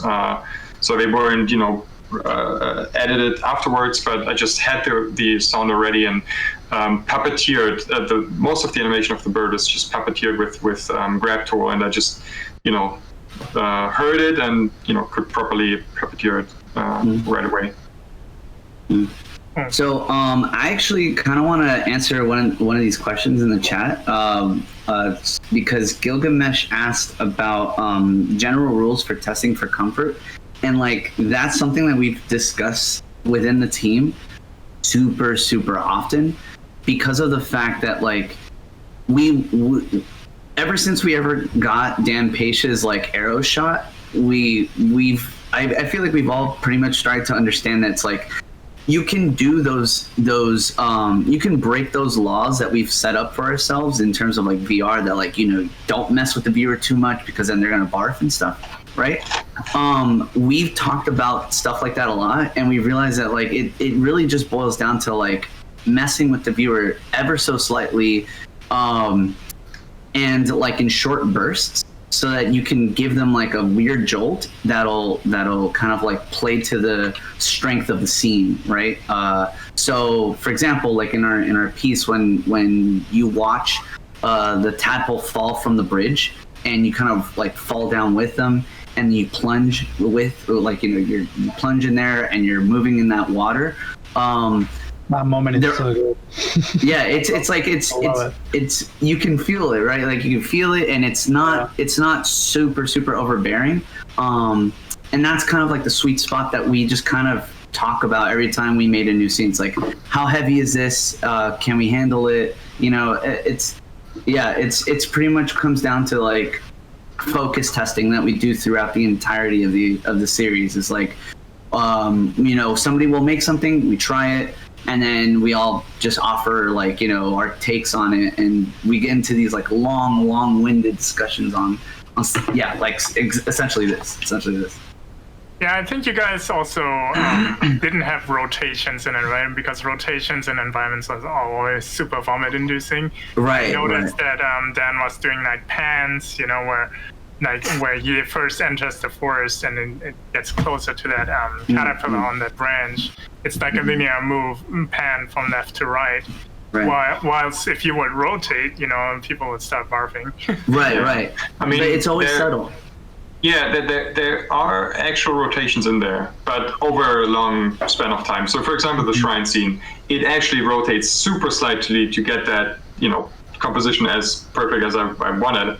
But it just rotates super slightly so that you don't realize it. If you were to, and while it's panning, so if you were to stay static and rotate, or just rotate, that would be crazy. And we had more rotations in there. For example, in the underwater scene, at the end of it, I would, in the first version, I was rotating upwards to kind of follow tadpole slightly. But if you look straight all the time, you wouldn't notice that. It wouldn't be that bad. But if you look to the right or left, while it rotates upwards, you would fall down and go crazy. I mean, that doesn't work. So really avoid rotations. Right. Yeah. It's just subtle. It's subtle, and then you can get away with it. I would say if we didn't do. If we hadn't used a lot of the guiding techniques that Dan had implemented, and also just like have our focus on the character and the way that he moves throughout the scene, then we wouldn't be able to get away with so many of them. Because if you look head on throughout the entire experience, which is not really like a VR like thing, you want to look everywhere. But you can watch the camera and you can feel the camera as if you were watching something that was more traditional. But it's really funny because during like user feedback, quote unquote, showing our friends and family, nobody looks straight.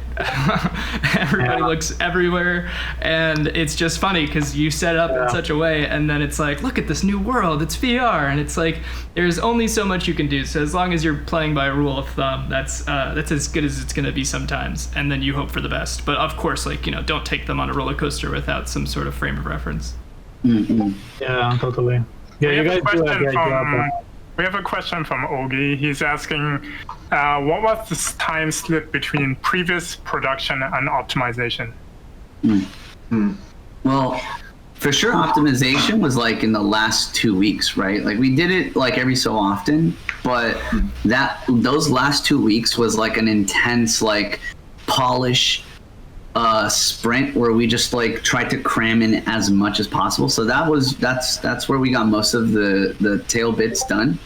Yeah, we did production was the longest earlier too, just to make sure that we were kind of on the right track. And that pass was pretty buggy and weird. There's a lot of, because it was done very, very quickly, so I didn't spend time really cleaning things up. I just wanted to make sure that we could fit all 12 scenes on the quest at all. Like the memory wouldn't end up being like 2 gigabytes, even though it was fully optimized. Like I just wanted to do some early preliminary testing, but after that I didn't touch it again until I didn't touch it for optimization again until kind of the end. Yeah, about the last 2 weeks were out optimization. As for pre-production, I don't know exactly how much time was spent there, but the bulk of the time was spent. We spent a lot of time. We were optimizing while we were finishing animations and actual production. They kind of overlapped to a certain degree.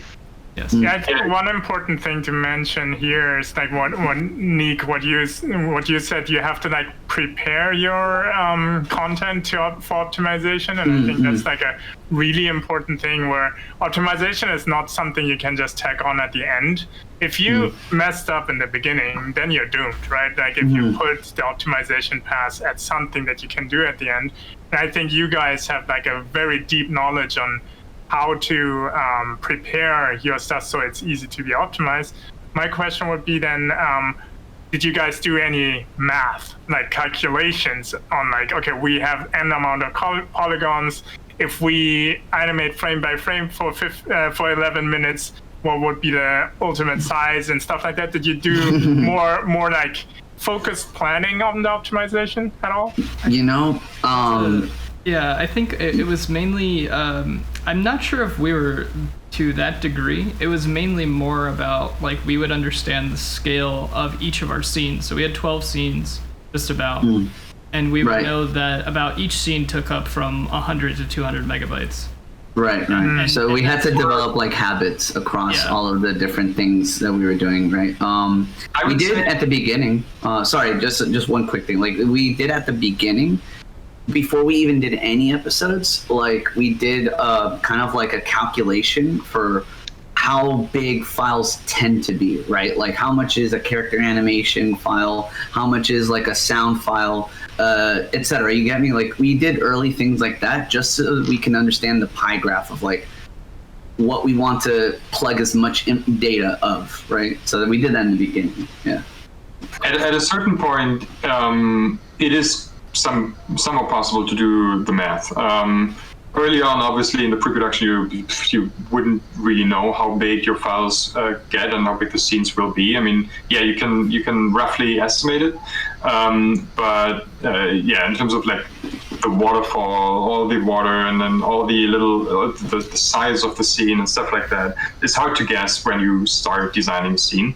But I think a really important thing that you always should do in a project at that scale is doing a vertical slice, meaning you choose one scene or a part of your scene, of any scene that is sort of in the middle range in terms of complexity compared to the other scenes, and you fully produce that scene to the max. So you paint the proper environment, you do all the character animation frame by frame, and do an actual vertical slice through the whole production to see how big that scene actually gets in the end, to being able to do the math very early on at the first stage of production, and then more, you can estimate the file size more and the time you need for each scene.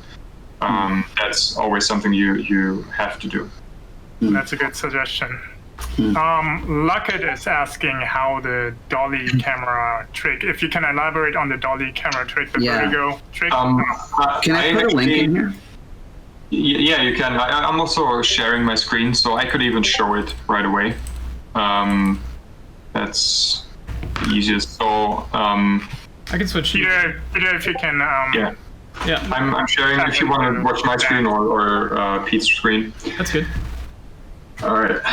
Yeah, the link Nick just sent is basically a introduction or an explanation of what the dolly zoom actually is. You might know it from multiple films. Just you usually you move towards the character and zoom away, or the other way around, I think.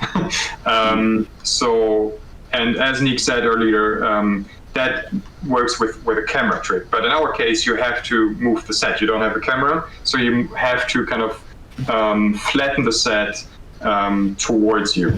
And that is done by just not, I think Luckett, you said we would scale the mountains like to the side and sort of upwards or something. But actually what we do is just separating the scene into a lot of kind of slices, and then moving those towards the camera. And you have to do it kind of like proportionally, like as if you're. It's interesting. It's like you're kind of recreating that sensation of like scaling something along just one axis. You know what I mean? Versus like all of them together. So Yeah. You're so it's basically transform case. physically recreating what a long lens does, right? So basically bringing the distances of the elements closer together. And that's really interesting. And it worked really well in VR. Like I was like, damn, this is something new. Yeah, it's really unsettling. It's really cool. That's really But that was the point. We really had to kind of go back and forth in terms of how strong can we do it. It's definitely a very surprising moment, and if you aren't, prepared for it, it could be kind of hard and nauseating. So we had to kind of slow it slightly. Yeah. For better or worse, we had to. This is a kind of a difficult scene depending on the actual scale of the scene with the Cloud Eater itself, because we wanted this sense of like this giant creature in front of you. Originally, we had the scene on the ground, which actually really emphasized the scale. But in terms of actually producing this effect, we had to elevate our position and just this foreground elevation, so that you have the main focal point be in front of the camera. So then when the actual effect happens, you see like the overall distortion that becomes, because if you don't have that one object that's right in front of you, like if we were looking through the legs of the Cloud Eater, it may not have been as effective. So we had to kind of make these changes to the overall environment to really make it stand out. One final note. Thanks, Quill. Honestly, this was probably one of the funnest tricks, because it's just, it teaches you to pull it off. You basically have to teach yourself like the inner mechanics of the technique, and that's always, that's always fun. But one thing I just want to point to, just to kind of like sign off the trick, if you look at the thumbnail of the video, that pretty much speaks volumes as to what really is happening. When imagine doing that to one of your characters and you've solved it. That's pretty, like, you couple that with the scene warping, and you pretty much have the entirety of the trick. Because it's always centered around a subject, and it's always centered around how the environment like kind of warps with them, right? And that effect, when you see it happening on the character, it's always beautiful. Awesome. We have another question from Michurod Set. What was the most challenging part of the project? What were your favorite scenes to work on? I think since we all worked on different things most of the time, I think everybody has their challenges going through. The overall challenge was, I guess, the size of the whole thing. The sheer amount of scenes and the scope. We not only were we double the size, but we had like through the whole thing character animation, walk cycles. We were in the beginning. We sort of had the idea. We thought, hey, we could use that snail that he could ride, so that we don't have to go through all the walk cycle stuff. That was the idea, and bringing the snail in so that we could save on that animation. But in the end, we realized, okay, the snail comes in at the end, and all the walk cycle stuff before is just a lot of animation we have to do. I had to do in the end. But personally, this shot right here, the treetop shot, not only was it the most challenging, but also the most fun to work on. Definitely one of the best scenes for sure. I loved this scene. Yeah, this was one of the harder ones to optimize too, but because it was just so much stuff all around you. But actually, the part beyond the treetop here, you can actually show, Dan, if you go frame by frame. Zoom out a little bit. Basically, a lot of the stuff underneath the treetop disappears once he lands on the treetop, and all the stuff beyond, you can see there, actually is not, it's all, if you look beyond the edge of the treetop, it only pops in once he gets to the top, because you wouldn't see it from the camera angle we'd chosen. So that actually saved quite a lot of memory or triangles of the scene. So that was one of the tricks. Yeah. Yeah, I like this one the most, mostly just because of the fact that like the theme of the episode was take a second and enjoy the, like, it's just stop and smell the roses, right? And this was like the ultimate like epitome of that. So that I really liked it. So is it safe to say that this is kind of like all of your favorite scenes? I don't know. Let's roundtable it. What about Funi and Felix? What was yours? noises. The garlic nursery I showed. Dude, oh yeah. That was And mine, cathartic. I would say the beginning, like the evolution of the tadpole from little bacteria, microbe to like fully developed biped that gets a job as soon as it comes up. Yeah, I love that.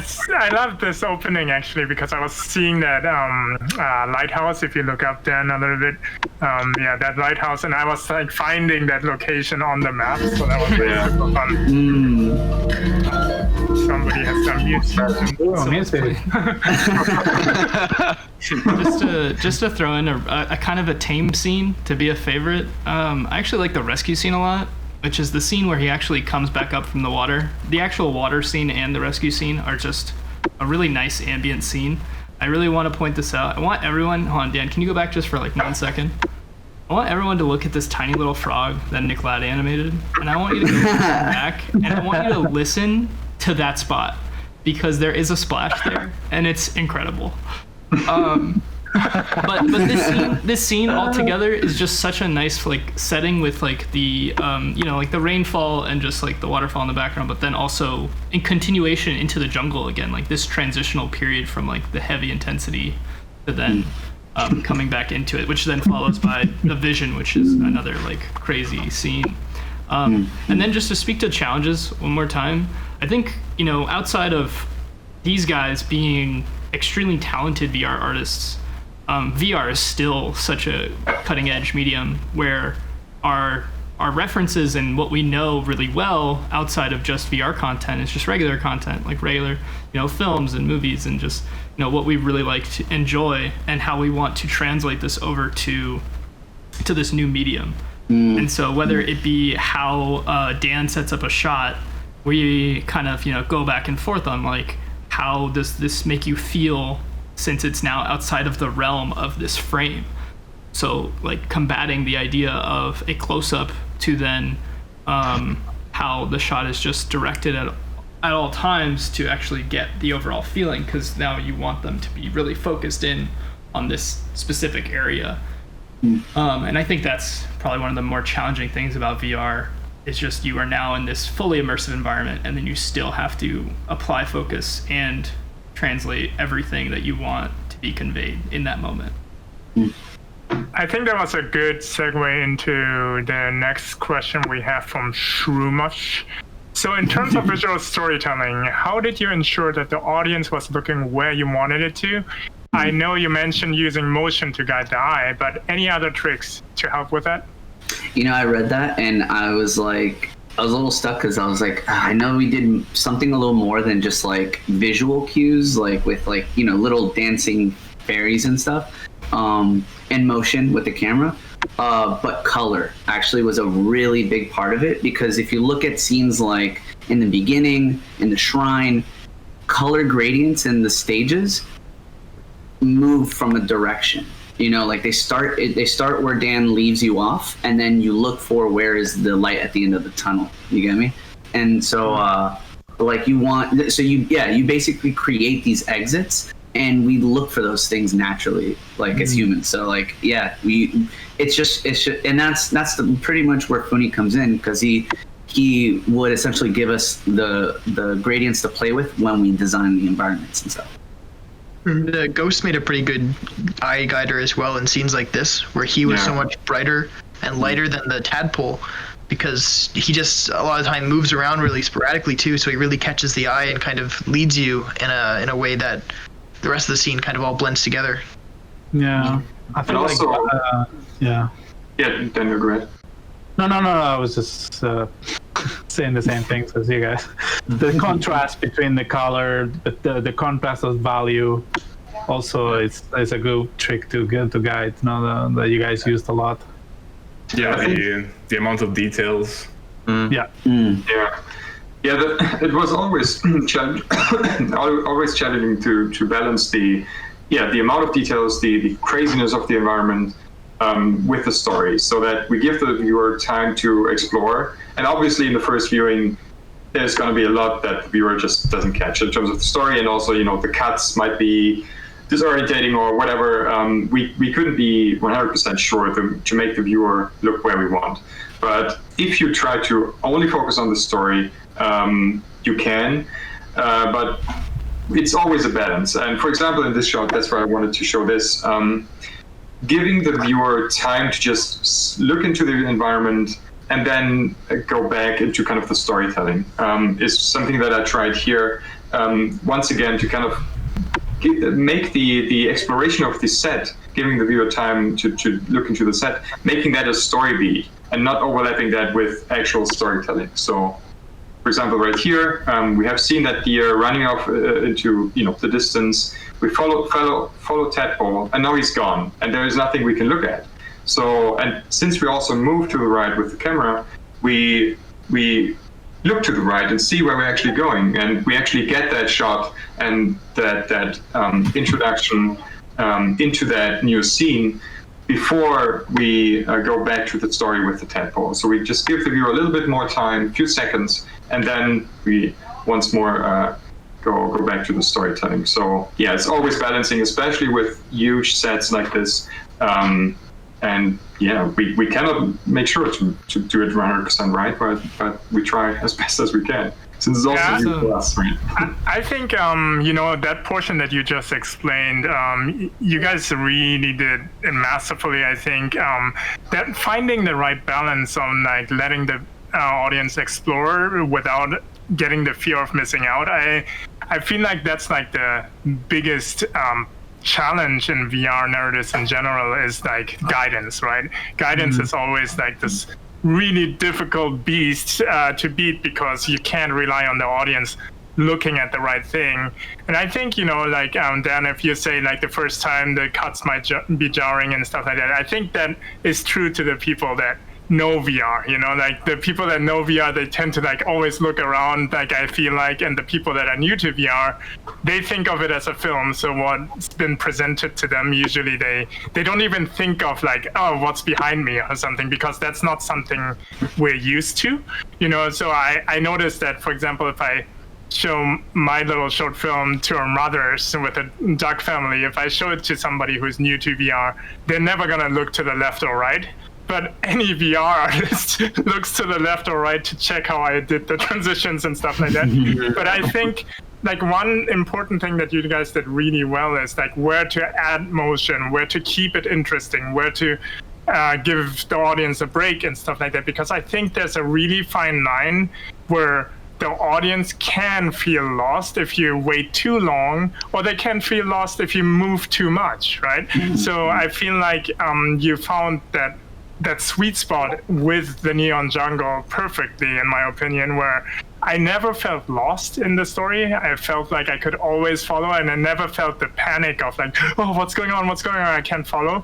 It was almost like, the deer moves first, disappears, then you look a little bit, then the tadpole follows, and then just what you described, it really works so well. So I thought that was like extremely impressive. Yeah, and I also love that how you guys are always surprising the audience in a way that, I turn around a little bit and there's this new environment that comes out, and it's always so engaging, and you really want to follow your guidance because you get a reward. Your audience is always rewarded with amazing visuals if you follow the guidance of the director. And I think you guys nailed that, guidance with a reward afterwards. So like Goro said, the audience never feels like it's missing on anything. It's always satisfied. But something that is important to keep in mind, I think there are a lot of ways to tell stories in VR. Even with the 2 episodes that we have now, the first one was rather static, where you look more to the left, more to the right, and the camera isn't moving too much, and you have more time to explore the set. And in the second episode, the camera is moving more. You do an actual journey. It's more kind of front-facing, at least the story parts, and it's more looking like a 2D film, or it's more built that way. And I think there are so much more ways, with the VR comic and things like that, and with the questions coming in terms of interactivity, I think that's definitely interesting. Playing with starts and stops, letting the viewer decide and stuff like that. What we are doing is what we do, and we're gonna do different things, but it's not what everybody should, lead towards. One other quick tip is just about audio and how when you have audio that leaves one ear and then comes through the other, that also helps with transitions for scenes. So the scene where we leave the jungle, where we actually go into the shrine set from when we're walking down and playing with the flowers, your audio actually goes into your right ear, but then leaves and then comes back into your left ear. And so it's like little things like that aren't like, you have to provide enough emphasis on audio changing to help also kind of bring that in. Because if there is vacancy, then you can kind of then bring in some new attention over to an entire direction on somebody's just senses. Yeah, it all stacks.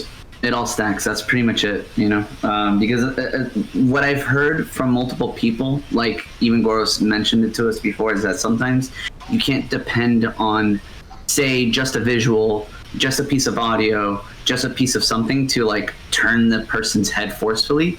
It's pretty much, I feel like, an overwhelmed punch to be like, go look over there right now. Like that's it's, you have to really nudge, but in subtle ways.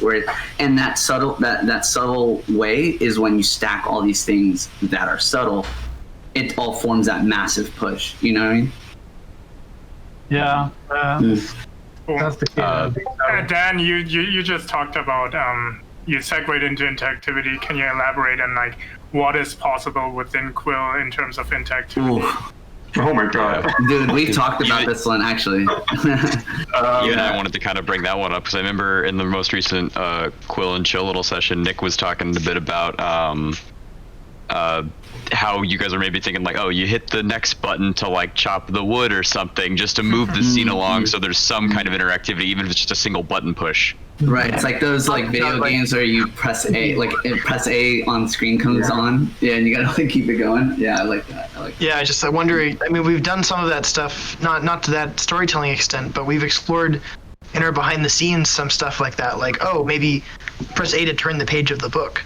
So it's not just you're switching turntables, but you kind of feel like you're taking an action in the environment. So we played with it a little bit, but I mean, there's the amount that you can do with just pressing one button to advance is a little bit limited, but there's still some fun that can be had with it.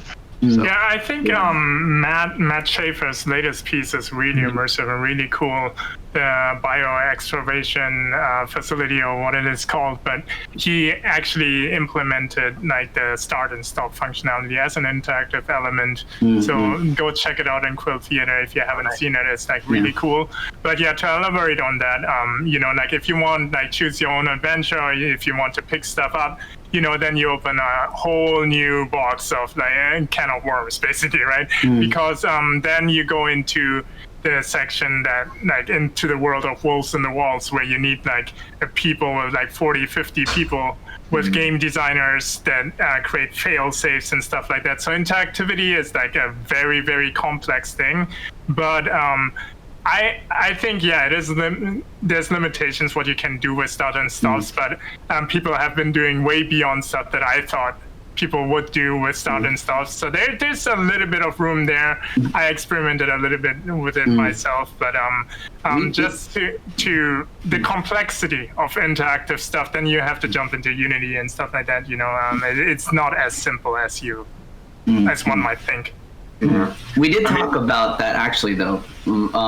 Between the squad, like we kind of indulged the idea of like, what would it actually take to pull off a choose your own adventure with Quill, and we haven't really tested it outright, like to see if it works. But we figured something out somewhat with the spawn points, where like it was, when you open up a Quill Theater piece, you can offer different like spawn points and situations, and I think we maybe saw an ability where you can use the spawn points as like the turn to page 400 or turn to page 50 to kind of like figure out what decision you want to make. I can't really speak too much deeper into it because it's literally just something like in our heads about like I don't know, it's just using what's available with Quill to essentially create a sense of that interaction. It may be possible, but we just gotta like mess with that a little bit. I do think talking about Quill, you often very easily go towards the topic of limitations, because it is Quill, because it is so new, how do you do things? And then you're very limited in your possibilities. But that always excites me and gives me freedom to explore different ways of doing things and trying out things. I believe that with the current state of Quill, with just having a start and stop feature, or even changing cameras, which in my opinion also is interactive, or a feature you could make properly interactive, these two things that would allow you to create a game, in my opinion. Let's say a horror game where you can turn on and off the light in your hand, or you can switch cameras to see different parts of the story, like an interactive theater piece. I think currently there are many ways to use what is there in Quill to do crazy interactive stuff. You just gotta come up with it, and it's gonna grow and it's gonna be better, and maybe there's gonna be more stuff you can do in terms of interactivity in Quill. Who knows? But just be creative and try things. I mean, I didn't know how to use the camera and how to do actual VR storytelling before the first episode, and we kind of started things and tried out things, and suddenly it works somehow. And Quill doesn't limit you to do anything. Well, we have a pipeline and workflow question by MLW. Being one of the biggest teams I've seen so far in the Quill project and being remote, what were the challenges to make sure that all elements slots in well and that all communication was coming through? Did one of you took on him doing more of the organizational work? Yeah, so I guess that's primarily my job, to make sure that everything kind of works seamlessly between everybody. And when we had worked on previous projects together that didn't require us to work directly into Quill, but rather just export outside of Quill. And the solutions that we found there were, of course, coming up with a proper naming convention, which is utmost important, which I think Nick had developed at the very beginning. But then we kind of have modified it up to this point where now we are, after everyone has done a section of the scene, whether you're working on the environments or you're working on the animation, you will actually section that out, and then you will export, or you'll just save a project version of strictly that. And then we would transfer that over using Git as source control, usually used by developers, but just great for file management when it doesn't fail and break and I have to fix it. But in that process of being able to quickly pull changes and pull new versions of files between the seven of us, I think it's the utmost important that you're pushing new files, you're not saving on top of your old files, and then by having all of these different sections, whether it's environments or animations, then someone like Dan or Nick can then, when kind of pulling the master file and then optimizing, you're just pulling those sections to add, and then you're making new master files with just these latest changes. But then everything is just kind of nested in and outside of the project. Now that's when it gets really tricky, because depending on if Nick has had a pass on it or not with optimization, you're then pushing files that are 1 to 2 gigabytes, depending on if somebody's actually, keeping track of what they're doing in the environments or animation, which can be problematic for network concerns, just because everybody has different internet, and just the server itself. You have to kind of modify your server and your local machine to push larger files. And if anybody else is familiar with Git, let me know. Maybe you can teach me something. But I can also explain all the different learnings that I have with Git and working with this project, because I'm no expert, but I do know probably more than the general public. It's just an interesting method of actually managing it. But we've looked into other alternatives to, like Drive or Dropbox. I think the big recommendation, though, is just setting up that ability to break down the project into smaller chunks, so then you can spread it out and actually just say, oh, here's the environment, and then you're giving them an entire Quill scene. But then it's also very important for someone like Dan, who has now established this camera flow where we use the root of the master file, because the root of the master file will contain our camera transforms. And so then we're using the same camera transforms across everything. So then if you're working in an environment, you have the latest camera transform. And now you don't need to worry about either animating the camera yourself or worrying about that. You know, we have like these little global items that everybody can have access to and then import into their projects. Very much like the Sodians, we have these assets, like prop assets or environmental assets, which then you can import, and then you have all the characters or all the trees and things related to that. And those, you know, exponentially start to grow because people are creating new things for each environment. But mainly that in terms of file management, and then for project management, we kind of strictly just use simple spreadsheets. I'm sure there are really great production tools out there. I haven't found one I really want to sink my teeth into, but I think for the third episode, we might use something like Asana. We've used Trello in the past, but I think spreadsheets are really effective if you can use them and add some decent formulas. Did you have any like dailies or weeklies? Like, did you do a ton of VC or mostly over chat? Yeah, I think we met near the end. We met almost every single day. Our conferences are usually just like, we'll talk on Monday, Wednesday, and Friday. We'll have a weekly open, midweek progress report, just to make sure that, you know, it's best that you are aware of what somebody's doing and how they're doing it, especially for Funi. So, because Funi is the creative director, so he needs to know more or less what direction you're trying to take in a particular animation or environment. And so as long as he's getting up to date on the regular, that's best. But then it's also just good to know where progress is at in the middle of the week and at the end of the week. And also in terms of like other production software or for like conferencing and voice channel, we use Discord. We, I think at the very beginning, we thought about using Slack, but just the ability to share screens and to get into Quill almost multiplayer, it's like that, you know, you get to actually see somebody in there. And that's like, you know, really where I get all my learning is when I get to watch these guys. I'll throw them up. And then if I have to navigate a Quill project, then it's almost like we're just going back and forth on separate projects. That's Yeah, like cool. Slack handles chat much better, but Discord handles video so much better. And so in our workflow, the video is more important than keeping a nice chat area just because of how much screen sharing we do.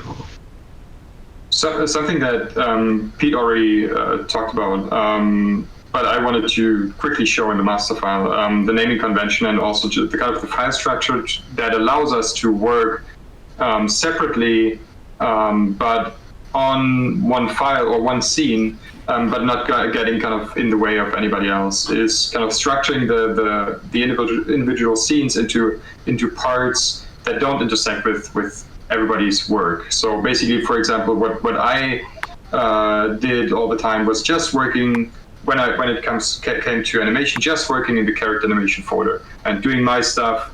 And if stuff in the VFX had to be done, it could be done kind of simultaneously. But if you then only kind of export those parts that you worked on and import that into the scene as it is, then it works, and you don't kind of intersect with everybody's work. So that's definitely very helpful if you work in big teams.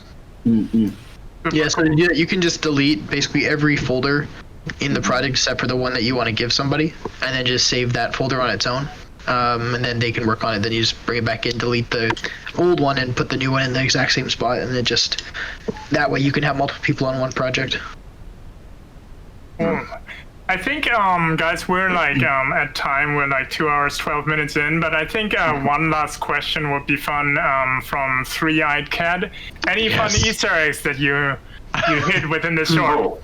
Funny little tidbits. I think part of the fun part is to find them ourselves. Right, but, right. Yes, but I think it would be cool to get some insights, you know. But I would like to leave let that it be the up last to question. I think Funi needs to take that question. I would say we could name them, but I'm not gonna show them. First, because I don't even know where they are. You guys totally hate them. But yeah, maybe you guys can find them yourself. Funi, do you have any Easter eggs you want to reveal to the? Well, one Easter egg, I guess it would be the clock guy in the vision that's staring at you. The guy is supposed to be the devil in the Soda Island lore.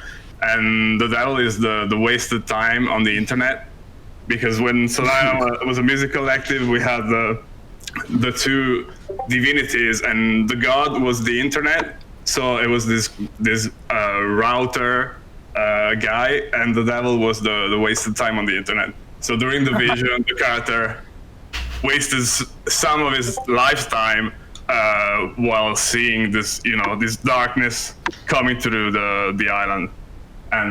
But yeah, there's lots more just hidden around, and you can learn more about them if you read the Sodex, because it explains some of these hidden and like secrets.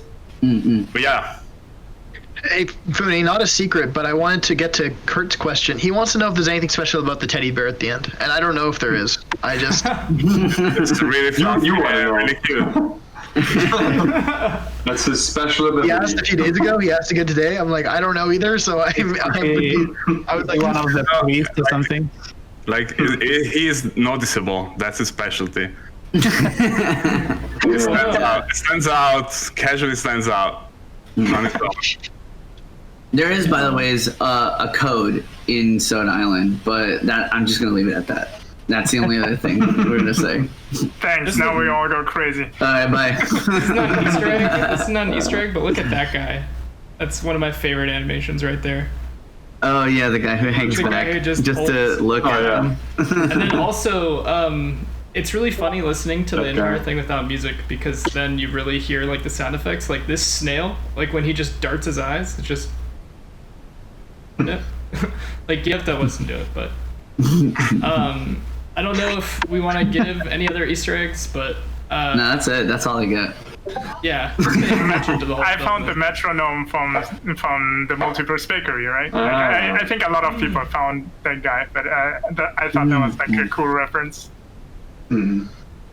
Yeah, but I think that's about it for today. We're like 15 minutes over. This was an amazing stream, guys. Thank you for putting this together. Thank you. Super insightful. Yeah, Super cool. Getting to look behind the scenes on that was really cool. yeah, we have like we mentioned before, we have kind of a after party coming up. So yeah, we'll link that when it's ready. It will be ready. 2 minutes. 2 minutes. Uploading the drive.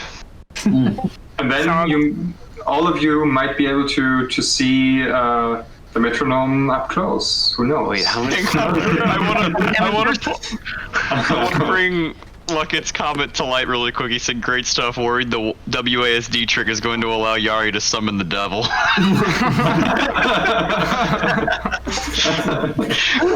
There you go. Hopefully.